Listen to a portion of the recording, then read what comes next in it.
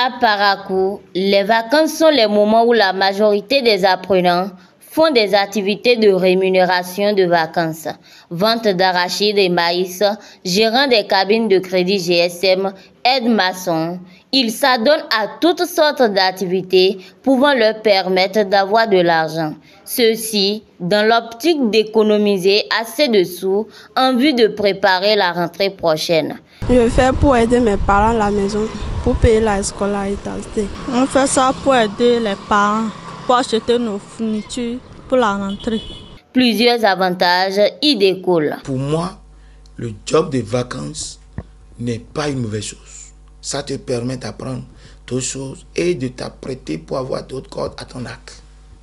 Dans ce monde difficile et compliqué dans lequel nous vivons aujourd'hui. Les avantages du job de vacances. Bon, quand on parle de job de vacances, c'est peut-être un travail que l'enfant va aller faire et qu'en retour, qu'il ait quand même quelque chose.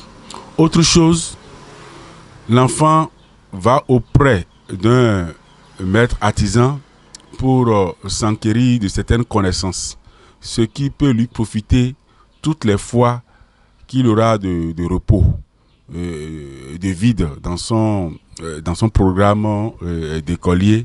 L'enfant viendra souvent dans cet atelier pour apprendre quelque chose. Là, il ne gagne pas quelque chose financièrement, mais il gagne quelque chose en connaissance. Ce qui veut dire que durant tout son parcours académique, sans pour autant s'asseoir dans un atelier, dans une entreprise pour apprendre quelque chose de manière formelle, l'enfant est en train d'acquérir des connaissances, si bien que regroupant toutes ces connaissances à un moment donné serait, comment on appelle, un titulaire de ce métier auquel il s'est approché pour avoir certaines connaissances. Rien qu'ayant des avantages non négligeables, les activités de vacances présentent certains risques pour les apprenants qui le font. Il y a un danger qui guette ces enfants, surtout quand c'est des filles.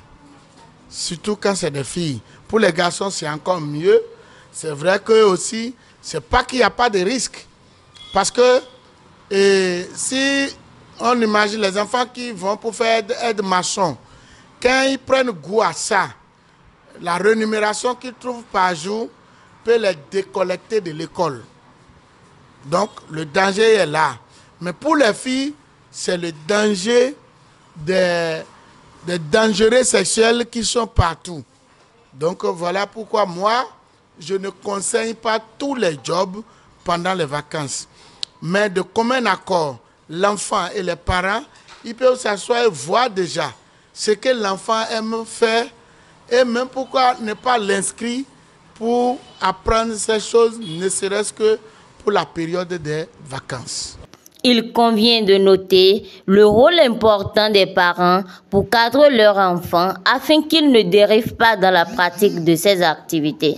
À l'endroit des enfants qui ont décidé de faire les jobs de vacances et qui en ont trouvé, toi l'enfant qui me regarde, tu n'es pas en train de faire un job de vacances pour te coucher pour les patrons, ni pour te coucher dans le quartier.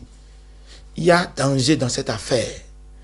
Le job de vacances que tu fais, c'est pour apprendre, avoir des petites notions pour que demain, petites notions dans la vente, dans le commerce, tu puisses être un grand commerçant demain.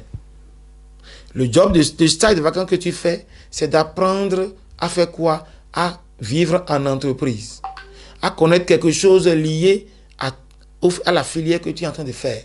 Ce n'est pas un moment pour que tu rentres dans la délinquance. Ce n'est pas un moment pour que tu ailles apprendre l'informatique pour devenir un guyman, un cybercriminel.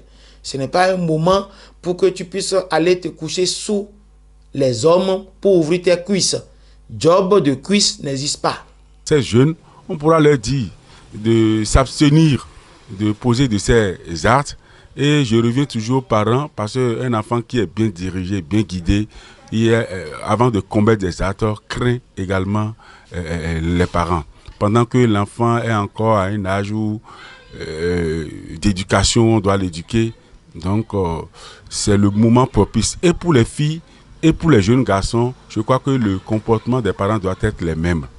Parce que quand on dit que les filles se donnent à la sexualité, que c'est les garçons qui causent tout cela, également les garçons doivent être également suivis par les parents pour ne pas quand même tomber dans ces genres d'aspects.